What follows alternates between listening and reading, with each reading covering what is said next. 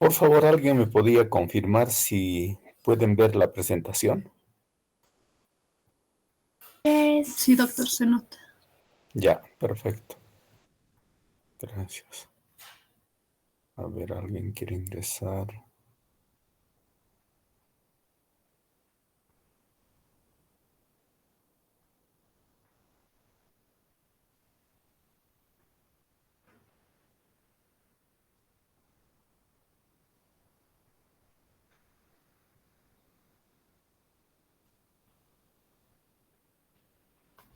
Bien. ¿Alguien me puede orientar si hemos visto ya este tema? Porque esto es un poquito amplio. Creo que la clase anterior hemos visto sobre la recolección de la información, ¿verdad? Y hoy nos tocaría análisis de datos. ¿Hemos visto esta parte ya? ¿Me corrigen, por favor?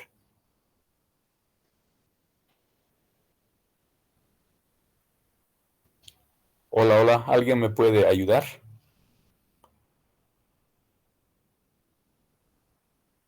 Si este tema ya hemos revisado o no, porfa. Doctor, en esa casa nos hemos quedado a medias. En este tema, pero, ¿no En ve? este tema, sí, doctor. Ah, ya, entonces hemos visto toda esta primera parte y nos hemos quedado aquí. ¿Dónde estamos? En métodos de análisis de datos, doctor. Sí.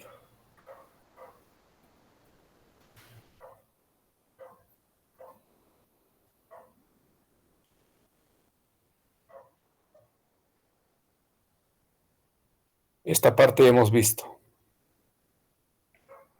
¿verdad? Sí. Eso también, y me acuerdo que quedamos aquí. Aquí, Sí, doctor. eso es correcto. Bueno. Yo creo que, como hemos revisado, existen distintos recursos para poder analizar los datos. Esos recursos a los que me refiero son los programas estadísticos, como vimos inicialmente. En ese ámbito,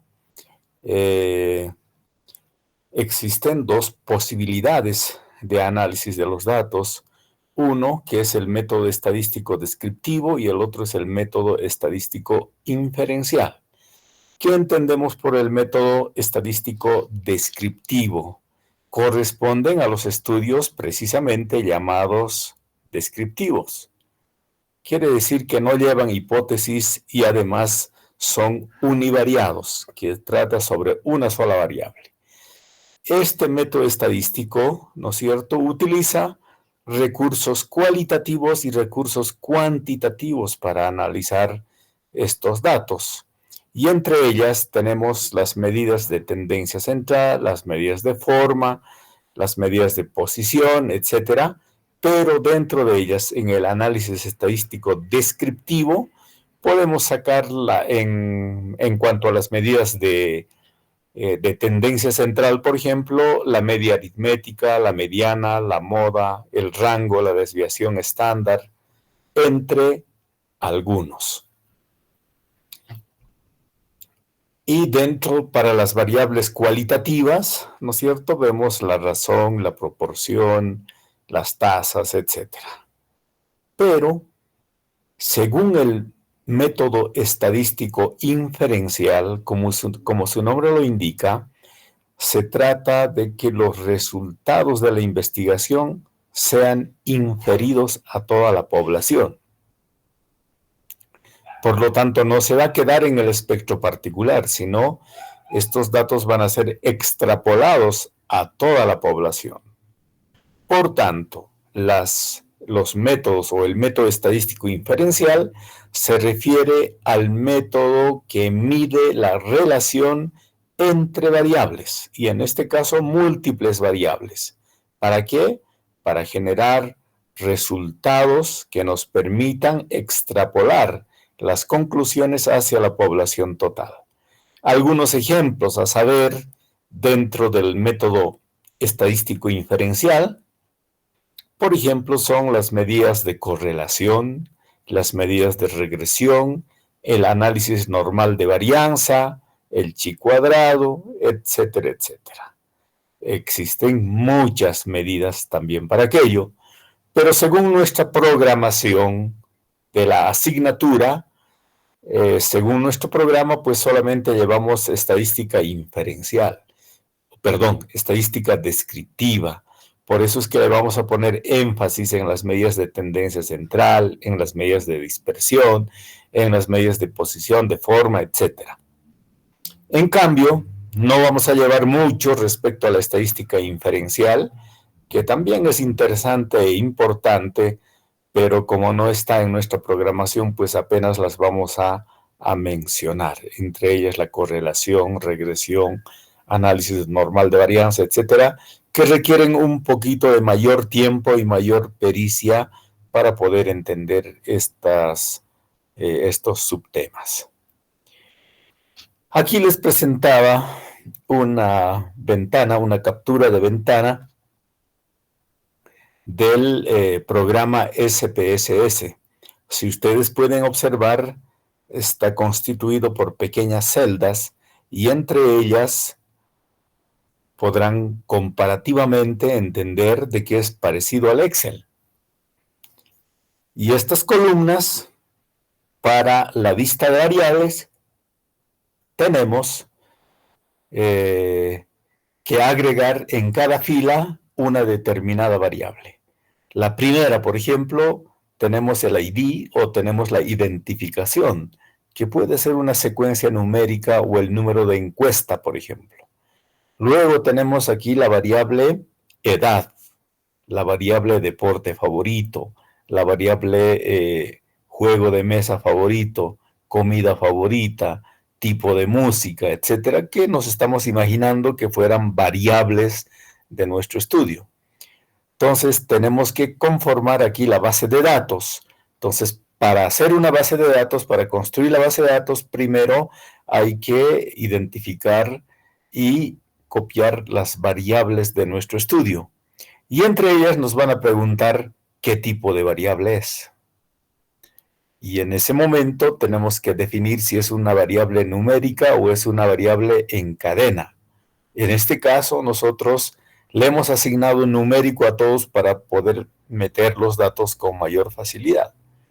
Como estamos clasificando el tipo de variable como numérico, ¿verdad?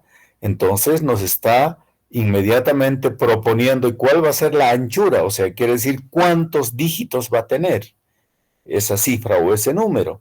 Entonces aquí nosotros tenemos la posibilidad de ordenar, ¿no es cierto?, el número de dígitos que van a tener nuestras variables.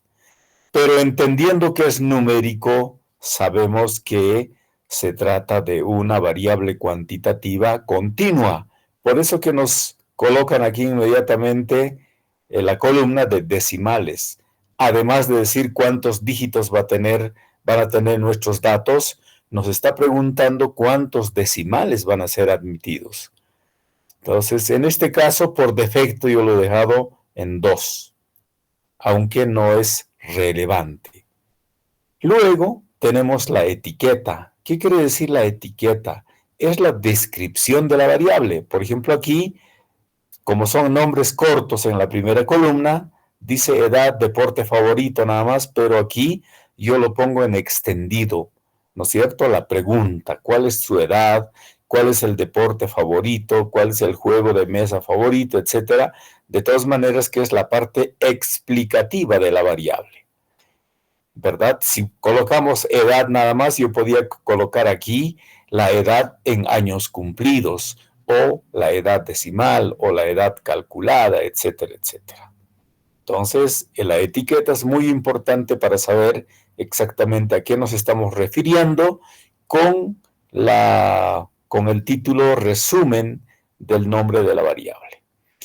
Luego aparece en la columna de valores. ¿Cuáles son los valores que pretendemos asignar? Y para ese motivo se va a abrir una ventana, una subventana aquí, como en este caso, donde nos están pidiendo ya el valor y la etiqueta.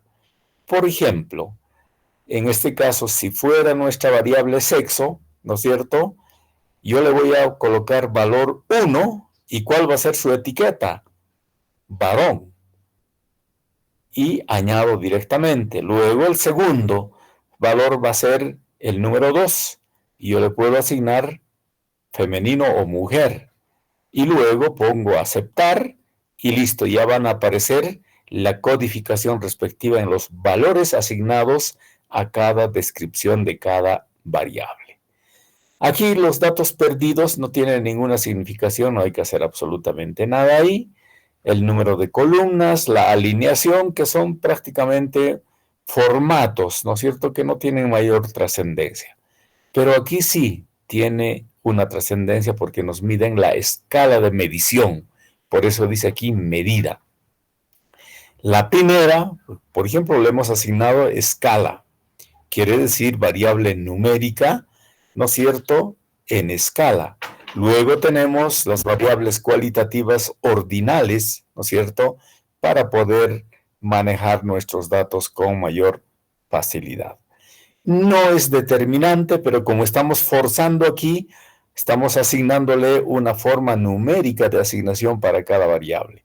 Eso lo sabemos solamente nosotros, pero la computadora o el programa está entendiendo como si de verdad fuera una variable numérica.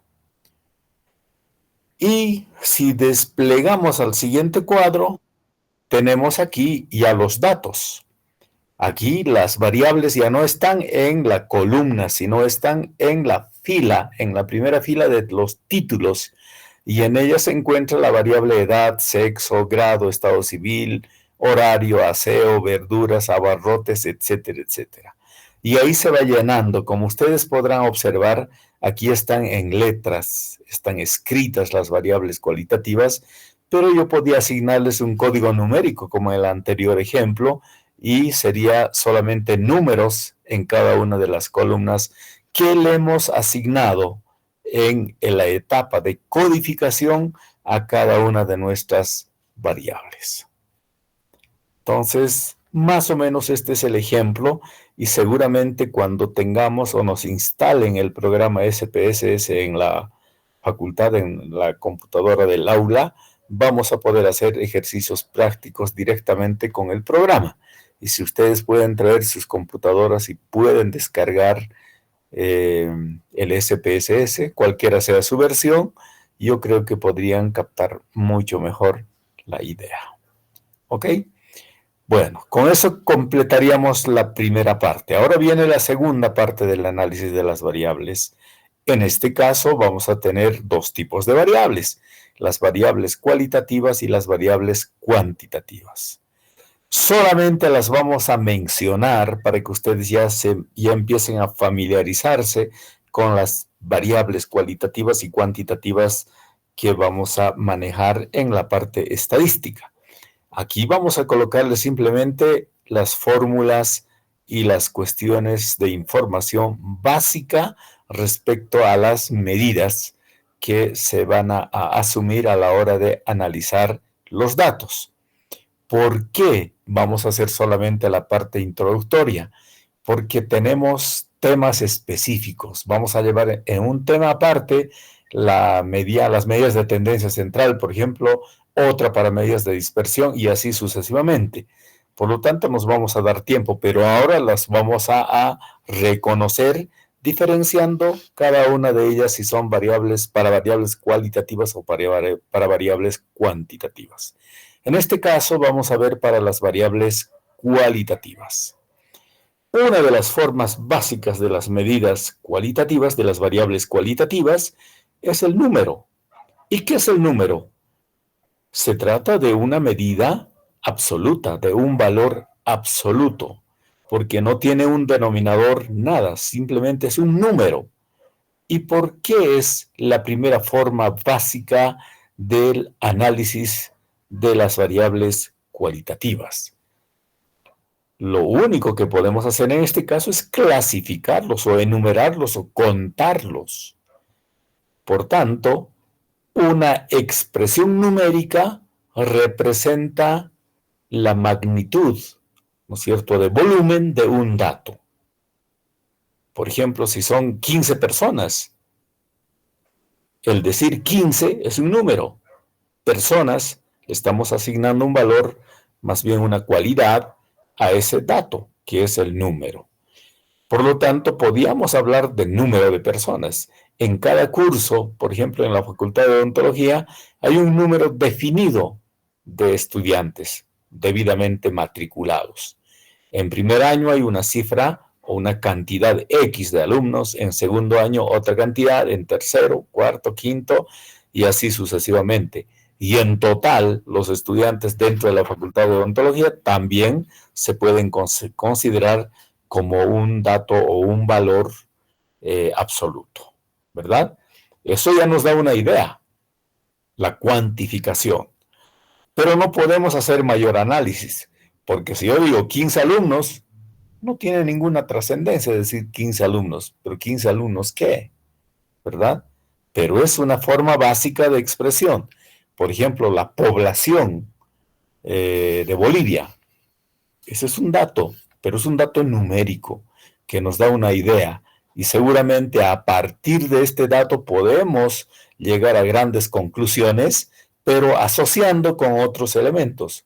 Solamente la cifra no nos dice mucho, pero si comparamos esta cifra después de la población total según el último censo con el censo anterior, o la evolución numérica que ha tenido durante los últimos 20 años de población, ya nos da una idea si hemos crecido o hemos decrecido en cuanto a población, o si es que nos hemos mantenido estacionarios en un número promedio, digamos, de habitantes en nuestro país, ¿verdad? Entonces, ya asociamos nuestro primer dato, que es el número. Pero para hacer el análisis como tal, nos vamos a basar en razones, proporciones, porcentajes y tasas. Son 4 medidas en realidad para analizar las variables cualitativas. Recuerden que si se trata de una variable cualitativa, yo no puedo sacar la mediana, ni la moda, ni la proporción, ni nada. Lo único que puedo hacer es clasificar los datos numéricamente y expresarlos en razones, proporciones, porcentajes o tasas. Entonces, las variables cualitativas. En cuanto se refiere a las razones, se trata de una relación por cociente entre dos números cualquiera, en la cual en un numerador tenemos una cifra o un número, ¿no es cierto?, de eventos, que sea cualquiera, y en el denominador tenemos otro número, pero distinto. Por lo tanto, son en este caso mutuamente excluyentes.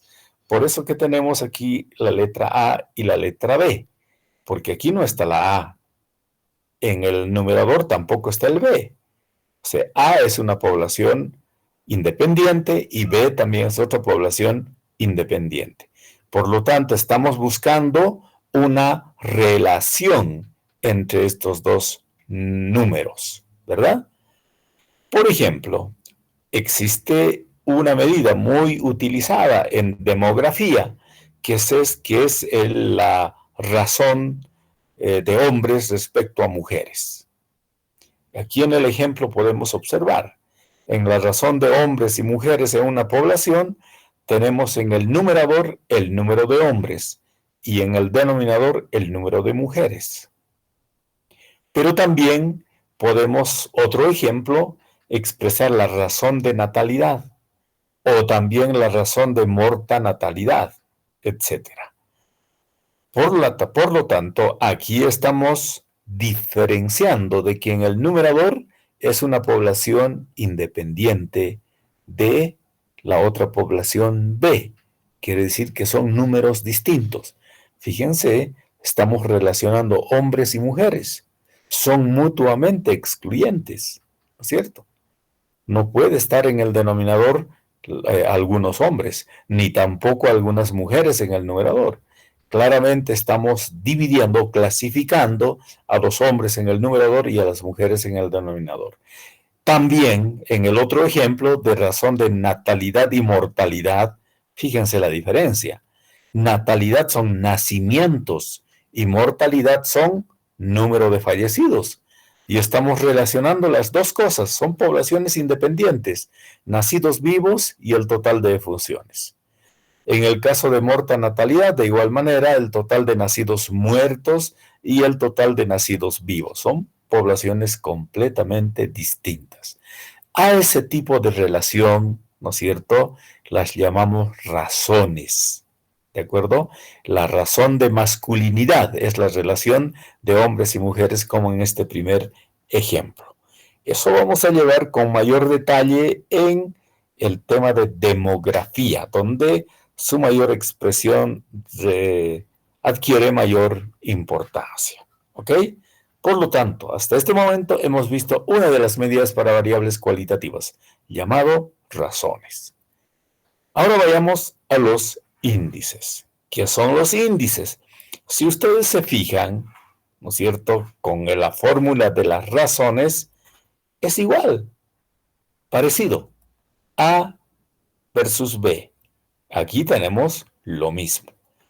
Pero, como estamos no hablando ya de razones, estamos hablando de índices, el símbolo que se utiliza es la letra I mayúscula.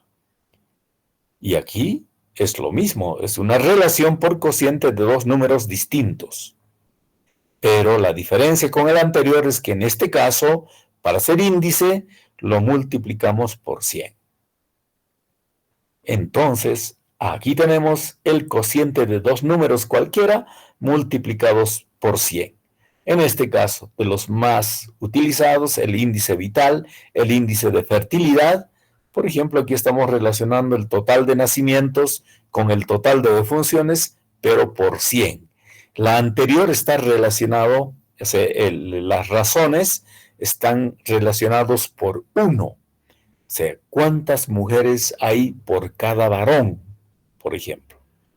En cambio, en los índices, que son parecidos al anterior, como está multiplicado por 100, entonces se dice por cada 100 mujeres cuántos hombres hay, o por cada 100 varones cuántas mujeres hay, algo por el estilo, ¿verdad?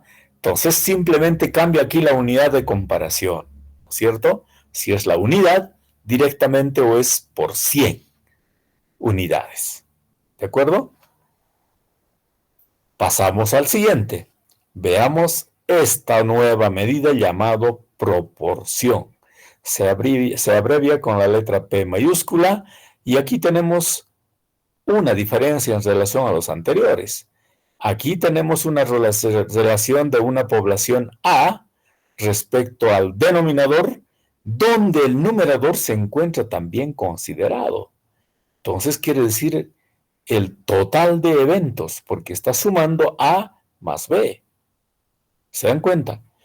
A este tipo de medidas, llamados proporción, se refieren al cociente o a la relación por cociente entre dos números, cuyo numerador es parte del denominador. El valor resultante siempre va a ser entre el 0 y el 1. Ejemplo, la proporción de médicos en relación al personal de salud. ¿Se dan cuenta? Entonces, en el numerador, ¿qué vamos a colocar? El número de médicos. Y en el denominador, el personal de salud. Pero los médicos también son personal de salud, por lo tanto, van a estar incluidos también en el denominador. De tal forma que aquí tenemos en el numerador el número de médicos y en el denominador el número total del personal de salud.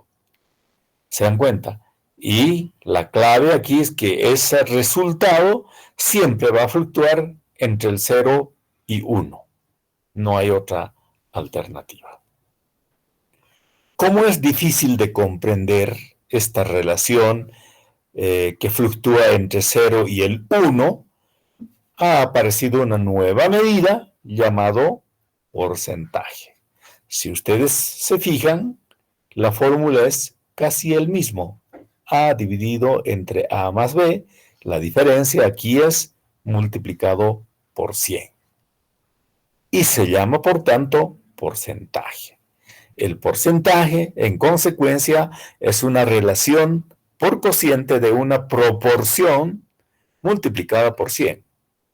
Y el valor resultante tiene que fluctuar siempre entre el 0 y el 100.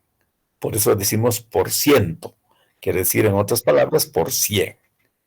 Ejemplo, porcentaje de médicos respecto al personal de salud. O sea, es el mismo ejemplo anterior. Y aquí tenemos en el numerador el número de médicos y en el denominador el total del personal de salud multiplicado por 100. El resultado que va a salir de aquí seguramente va a ser el porcentaje de médicos en relación al total del personal de salud. O cuántos médicos hay en la población, en toda la población de personal de salud de un determinado centro hospitalario, como quieran llamarlo. ¿Ok? Por lo tanto, aquí tenemos ya claridad diametral de estas 4 medidas que acabamos de observar. Ahora veamos las tasas. A las tasas también les vamos a asignar una particularidad o una particular importancia en el tema de demografía. Vamos a hablar mucho sobre tasas. Al menos en epidemiología se habla mucho sobre tasas. ¿Cómo le vamos a dedicar un capítulo especial a las tasas? Tampoco vamos a llevar o los vamos a abordar en profundidad respecto a esta medida. De todas maneras, hay que comprender que una tasa es el número de personas en las que ha ocurrido un evento entre el total de personas expuestas en un tiempo y en un lugar determinado, y todo eso multiplicado por una constante. Esa multiplicación por una constante se calcula en la medida en que se represente en una unidad o en un número entero, básicamente. Y también esta cifra constante, ¿no es cierto? Ya está, ¿qué les digo?, formalizado a nivel internacional para comparar los datos. Por ejemplo, la mortalidad materna se multiplica por 10.000. Y no solamente en nuestro país, sino en todos los países tiene que estar multiplicado por 10.000 para que se puedan comparar de manera uniforme los datos, ¿no es cierto? Ahí no puede haber una diferencia si queremos hacer este trabajo comparativo. En realidad, las tasas intentan medir un determinado riesgo. Esa es la idea central, ¿no? Para saber cuál es el comportamiento de una población que en este caso se van a constituir en casos, dividido entre una población expuesta a ese riesgo en un tiempo determinado y en un lugar determinado, multiplicado por una cifra constante, por un amplificador constante. Por tanto, existen muchas tasas para distintos eventos. Pueden haber tasas para morbilidad, o sea, para casos de enfermedad. También puede haber tasas para mortalidad. Pueden haber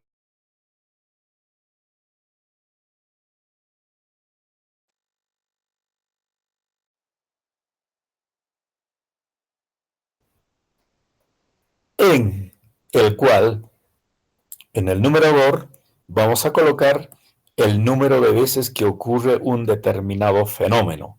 Y en el denominador, la población en la cual ocurrió el fenómeno. En otras palabras, la población expuesta al riesgo y multiplicado por un múltiplo de 10, ¿no? Que es el efecto amplificador.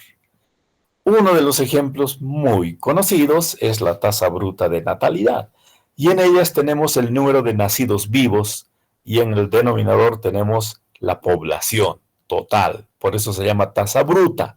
Si son tasas específicas, el denominador ya es una población también específica. Todo eso multiplicado por 1000, tratándose de la tasa bruta de natalidad. Entonces, ya sabemos cómo se calcula. De igual manera, otro ejemplo podemos mencionar la tasa bruta de mortalidad. Si es así, En el numerador vamos a colocar el número total de defunciones que han ocurrido en un determinado lugar y en un determinado periodo de tiempo respecto a un denominador que sería la población total calculada a media gestión. Esa es la forma de expresar las tasas y todo eso multiplicado por 1000 respectivamente. Entonces, esto vamos a abordar con mayor detalle en el capítulo de demografía. ¿Ok? ¿Hasta ahí tienen alguna pregunta, por favor? ¿No hay preguntas? Continuamos entonces.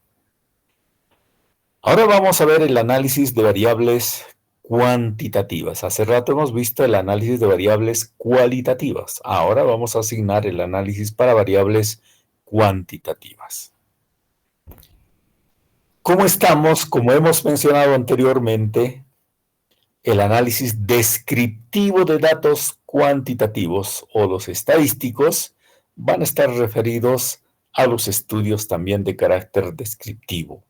Quiere decir que no vamos a ver los análisis inferencial de datos, ¿no es cierto? Salvando esa aclaración, vamos a ver las medidas de posición, las medidas de centralización, las medidas de dispersión y las medidas de forma.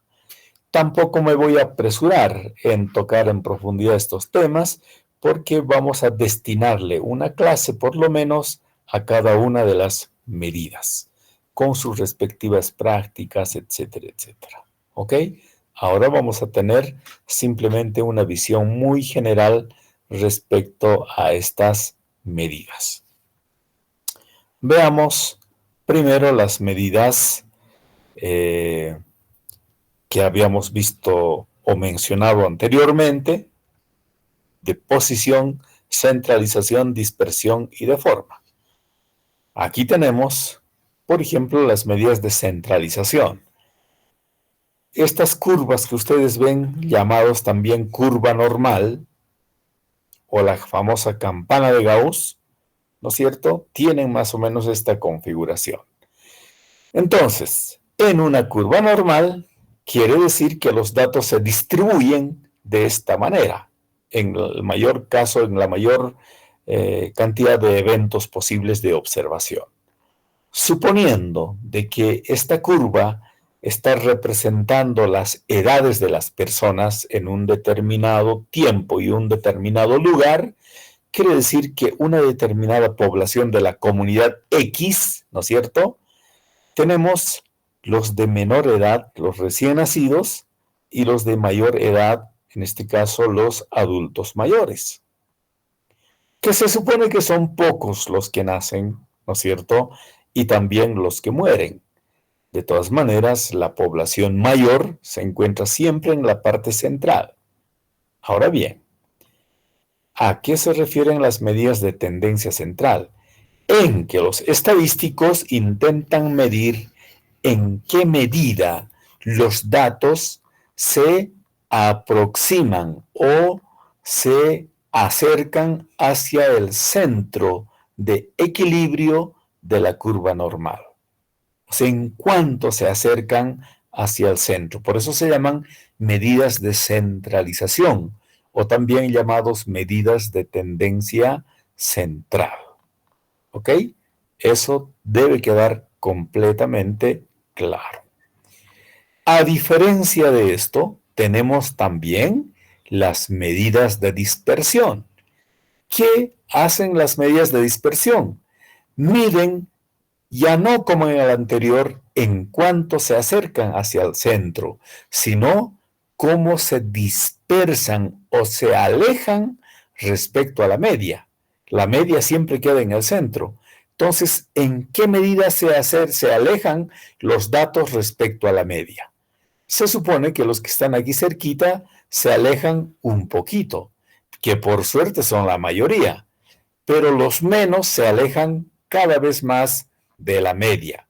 Y esa medida nos sirve para potenciar las medidas de centralización, ¿verdad? Quiere decir que si los datos son demasiado dispersos, ¿no es cierto? Muy dispersos, la media aritmética no es un buen estadístico de representación. O sea que no tiene mucha base. En cambio, si los datos o la mayoría de los datos se acercan hacia el centro, potencia la validez de las medidas de tendencia central, en este caso del promedio. Eso vamos a ver más adelante con mayor detalle. Bueno, ya hemos visto dos, las medidas de centralización y las medidas de dispersión. Ahora veamos las medidas de posición.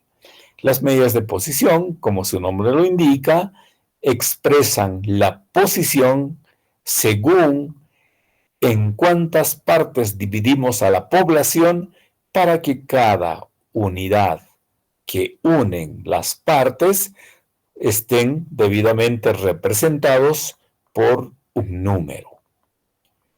Por ejemplo, yo puedo dividir, ¿no es cierto?, a todo el universo, a todas las observaciones en 4 partes. Si voy a dividir en 4 partes, ¿no es cierto?, quiere decir que voy a tener 3 lugares de medición. Imagínense esta distribución normal. Yo voy a dividirlo en 4 partes. Por lo tanto, aquí voy a trazar una línea central, otro aquí y otro aquí. ¿Cuántas líneas estoy marcando? ¿Cuántas líneas divisoras o cuántos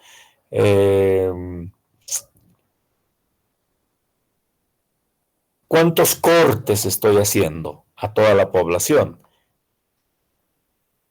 3 cortes, ¿no?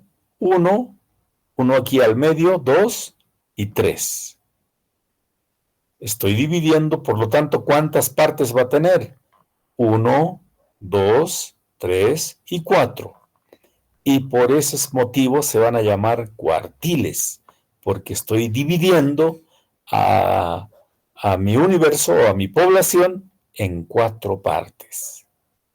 Y cada línea divisora, ¿no es cierto?, va a tener una medida. Voy a identificar un número ahí de la distribución de la población. A eso se llaman medidas de posición y generalmente vienen las formas de dividir en 4 partes, se van a llamar cuartiles. Si divido en 5 partes, se van a llamar quintiles. Si divido en 10 partes, se llaman deciles. Y si voy a dividir en 100 partes, se llaman centiles. Ese tema también vamos a avanzar posteriormente. Y luego tenemos la distribución o la otra medida de forma, ¿no? En estas medidas de forma, como ustedes pueden observar, este gráfico, ¿no es cierto?, ya no es simétrico como estos dos, como estos 3 que acabamos de observar, sino tiene una formación un tanto rara, donde la mayor parte la joroba o la jiba se encuentra a la izquierda, pero puede estar la jiba al lado derecho. De ese modo nosotros sabemos cuál es la tendencia de la población en cuanto a las medidas que existen. Es importante saber esto porque las medidas para la inferencia estadística van a ser distintas según su forma. ¿De acuerdo? Para eso sirven estas medidas de forma. Veamos a manera de ejemplo esta medida de posición, ¿no? El mismo ejemplo que les puse. Si yo divido a mi población en 4 partes iguales, ¿no es cierto? 1, 2, 3 y 4. Cada partecita, si todos son considerados el 100%, cada partecita va a valer el 25%. La mitad, ¿no es cierto?, a un lado 50% y al otro lado 50%. Esos datos están debidamente ordenados y expresados a partir del límite inferior y el límite superior. Por lo tanto, aquí las medidas de división o las las líneas de corte van a ser expresados como Q1, Q2 o Q3, también llamado cuartil 1, cuartil 2 y cuartil 3 respectivamente. Por lo tanto, al aplicar la fórmula, nosotros vamos a identificar el cuartil 1, el cuartil 2 y el cuartil 3. ¿Y cómo las vamos a entender? ¿O cómo las vamos a... ¿qué palabra podríamos utilizar? A ver, ¿cómo vamos a comprender ese dato? ¿No es cierto? Entonces, para la comprensión, esa cifra llamado cuartil 1 quiere decir que por debajo de ella se encuentra el 25% y por encima de esa cifra se encuentra el otros 75%. Y el cuartil 2, ¿qué va a expresar? De que el 50% se encuentra por debajo del cuartil 2 y el otro 50% por encima del cuartil 2. Y así sucesivamente. ¿Ok? Entonces le vamos a dedicar también un capítulo aparte a las medidas de posición. Luego tenemos las medidas de centralización. Dentro de las medidas de centralización tenemos la media aritmética, también llamado media, también llamado promedio. Luego tenemos la mediana y luego tenemos la moda. En este caso, para nuestro ejemplo, tenemos la media aritmética, cuyo símbolo es X barra, que simplemente significa la sumatoria de todas las observaciones, ¿no es cierto?, o los datos observados, y dividido entre el número de observaciones, ¿verdad? Y, reitero, las medidas de centralización pueden ser la media, la mediana y la moda, cuyas fórmulas son también diferentes. Y luego tenemos las medidas de dispersión. Ya dijimos anteriormente que las medidas de dispersión nos miden en cuánto se alejan cada dato respecto a la media. Aquí al centro tenemos nosotros la media. Y ahora vamos a saber en qué medida se alejan de la media a la derecha o a la izquierda. A la derecha respecto a las cifras mayores a la media. A la izquierda, las cifras menores a la media. Aquel punto calculado como la desviación estándar, o sea, a una desviación estándar, se supone que en ella se encuentran el 95.4% de los datos observados. Y dentro de las dos desviaciones estándar tenemos aproximadamente el 95%, perdón. En cambio, para una sola desviación estándar tenemos el 68.2%. Entonces, a tres desviaciones estándar prácticamente tenemos el 99 y tantos por ciento de dispersión de los datos. Entonces, ¿qué nos indican las medidas de dispersión?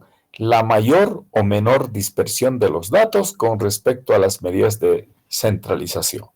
¿Cuál es la medida de centralización más utilizada? ¿Cuál creen? La media aritmética. Pero cuando la media aritmética no es tan representativa, pues es necesario buscar algunas otras alternativas. De esto también vamos a hablar con mayor detalle en el capítulo correspondiente, pero ya ustedes deben tener una idea para qué sirven las medidas de dispersión. Simplemente medir la distancia de alejamiento de los valores de las observaciones respecto a la media. Y en las medidas de forma tenemos dos particularidades, uno que es la asimetría y el otro que es el apuntamiento, también llamado apuntalamiento o kurtosis. Veamos la primera, la simetría o la asimetría. Estas formas son básicas. La distribución normal quiere decir que la mayor cúspide, ¿no es cierto?, se encuentra en la parte media, ¿no es cierto?, y distribuyen de manera simétrica tanto a la derecha como a la izquierda. En este caso, no sucede aquello, ¿no es cierto? No es igual que esta parte inferior, como en la línea azul, que debería ser la curva normal, ¿verdad? Pero aquí existe una deformidad. Entonces, a esto vemos que existe una asimetría negativa y en este otro caso la asimetría positiva. Fácil de entender, cuando decimos asimetría negativa, donde la deformación incide con mayor claridad hacia la izquierda y la asimetría positiva hacia la derecha, porque quiere decir que están los datos mayores a este lado y los datos menores a este otro lado, respectivamente. Entonces, este es el gráfico que nos demuestra la asimetría, pero se expresan en un dato específico que va a ser resultado del análisis estadístico y nosotros simplemente debemos interpretar los datos. El otro caso se refiere al apuntamiento o la kurtosis. Y ahí tenemos tres formas. La mesocúrtica, que es la que se mantiene para la curva normal o la famosa campana de Gauss. Esta es la forma de la distribución mesocúrtica.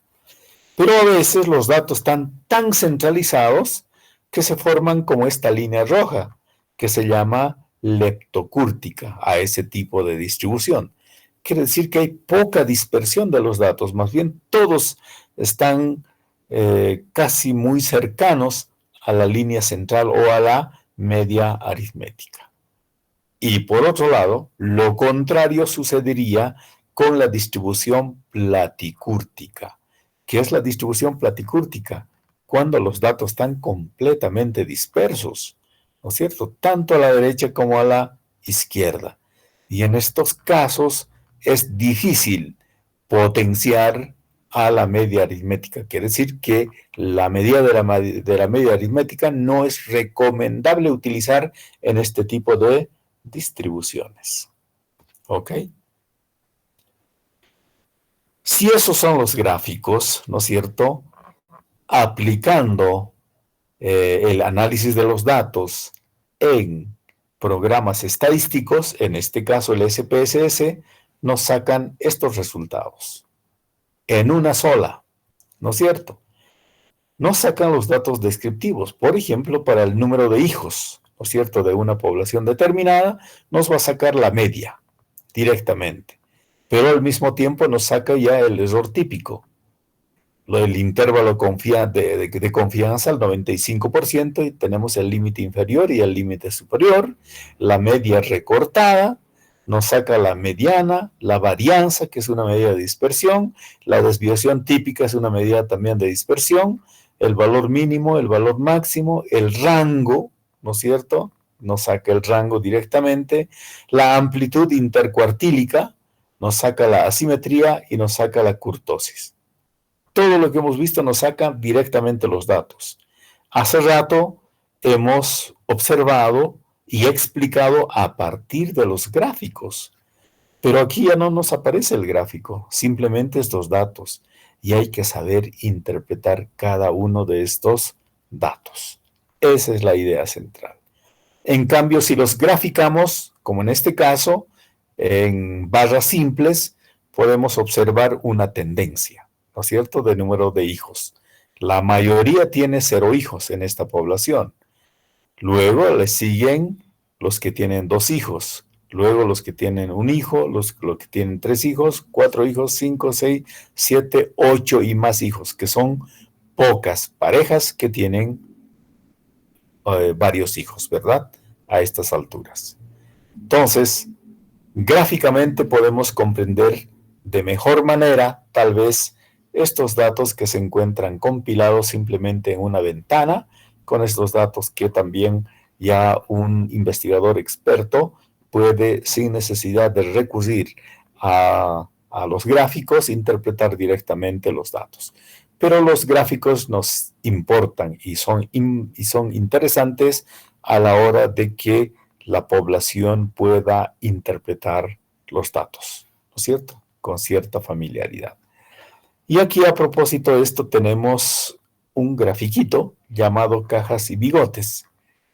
Entonces aquí tienen el rango intercuartílico, aquí tenemos la mediana, ¿no es cierto? Y esta es una expresión de cuartiles, para cuyo efecto vamos a llevar cuartiles y ahí vamos a comprender mucho mejor este grafiquito. O sea, este grafiquito nos muestra la centralización y también la dispersión de los datos, pero más aún nos dice hacia la derecha o hacia la izquierda. O sea, de barras simples. Y aquí tenemos un solo pequeño gráfico de barras que es de cajas y bigotes, que nos están señalando exactamente lo mismo que está expresado en la parte superior. Esto es más simplificado, pero nos dice prácticamente todo, ¿no? Ok. Bueno, esto simplemente como miscelánea. Aquí tenemos el análisis inferencial de los datos, ¿no es cierto? Y en ellas tenemos medidas de asociación, medidas de correlación y el análisis normal de varianza. Por tanto, estos están referidos a las pruebas de hipótesis. La estadística inferencial se basa de comprobar las hipótesis. Por lo tanto, cuando hablamos de hipótesis, quiere decir que existen más de una variable. Son bivariados o multivariados. Y para eso tenemos que recurrir al contraste de hipótesis, a probar las hipótesis.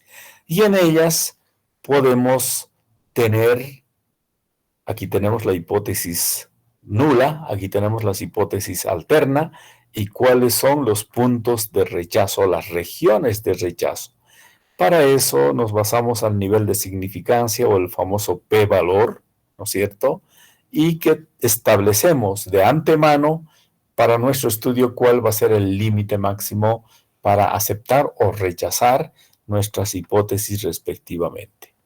Y para eso, pues, vamos a encontrar en ellas el error tipo B o error tipo 2, también llamado error beta, y el error alfa o el error tipo 1. Entonces aquí la idea es cuál de los dos errores es preferible cometer. Para ese fin, tenemos un ejemplo. Para saber la interrelación entre los errores tipo 1 y tipo 2, o sea, el error beta y el error alfa, y para determinar cuál de los errores tiene consecuencias más graves para una situación determinada, tenemos la expresión del siguiente ejemplo.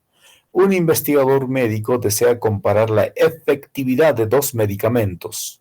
O sea, puede ser dos antibióticos, supongamos. ¿Ok?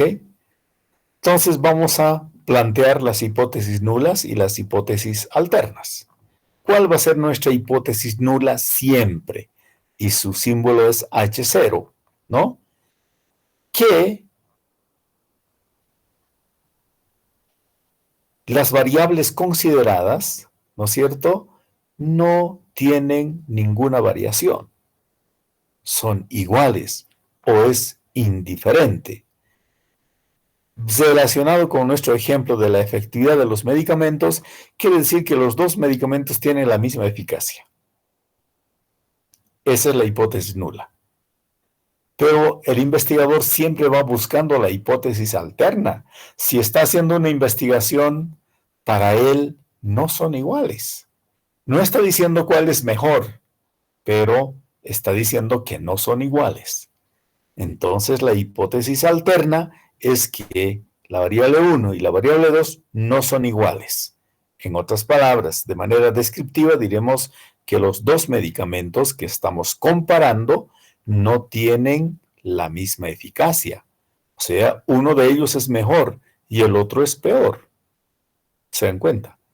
Eso es lo que voy a probar yo en mi trabajo de investigación. Entonces, estadísticamente debo demostrar cada una de ellas. ¿A qué se referiría el error tipo 1? ¿No es cierto? En el error tipo 1 se produce si el investigador rechaza la hipótesis nula y concluye que los dos medicamentos son diferentes cuando en realidad no lo son.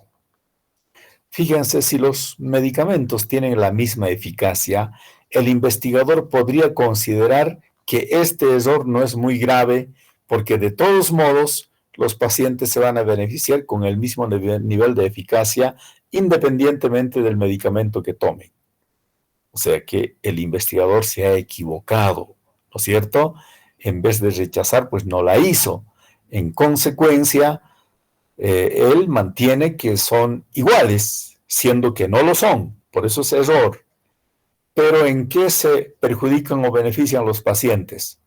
Parece indiferente, ¿no es cierto? Al margen de lo que ha dicho el investigador erróneamente, algunos han tomado el medicamento A, algunos han tomado el medicamento B, pero como los dos tenían la misma eficacia, ninguno se ha perjudicado.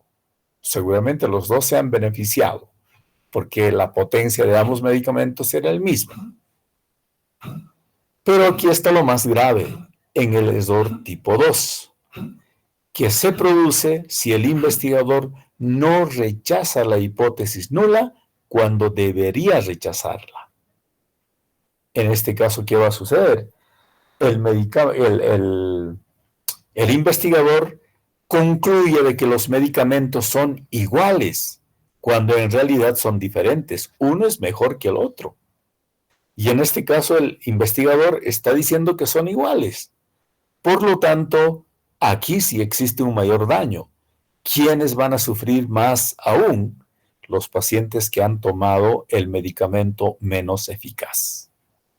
Entonces, ahí sí se puede observar claramente de que el daño es mayor, ¿no es cierto? Por tanto, concluiríamos de que el error tipo 2 es el más grave, ¿no es cierto?, el que los investigadores no deberían cometer.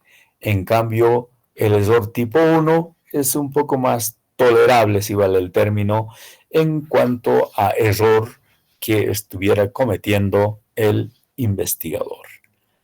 Entonces, de ahí vienen, ¿no es cierto?, los test paramétricos y los test no paramétricos a la hora de comparar los datos, buscando la comprobación de la hipótesis y para los cuales va a depender mucho de las variables. Y recuerden, aquí estamos hablando ya de dos variables, ¿verdad?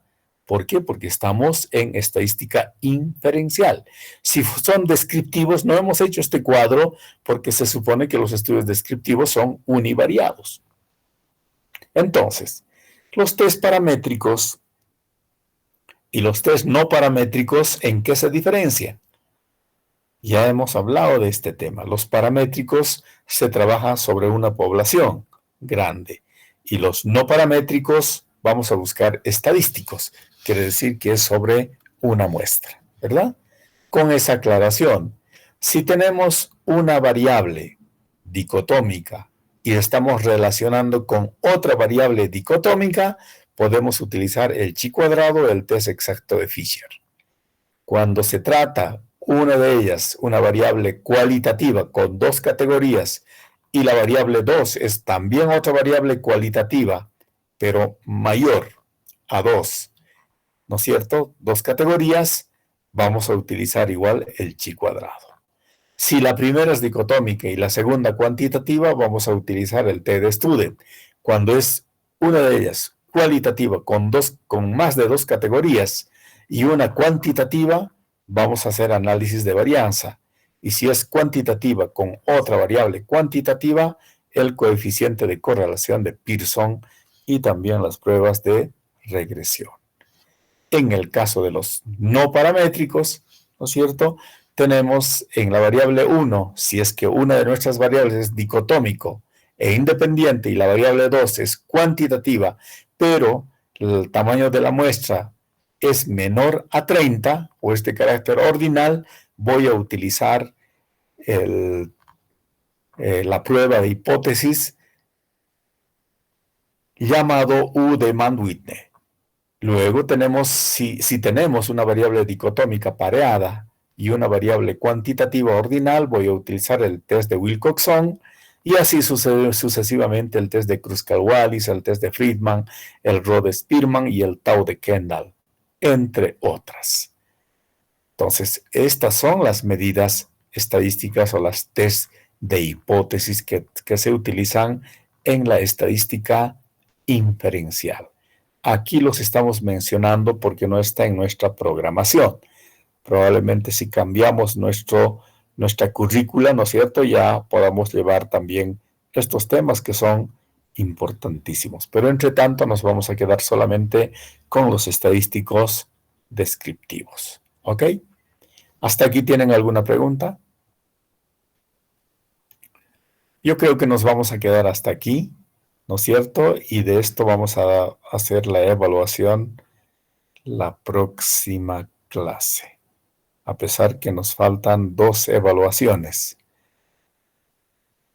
Entonces, la próxima clase vamos a tomar 2 evaluaciones, uno sobre análisis y el otro va a ser sobre recolección de datos. ¿Está bien?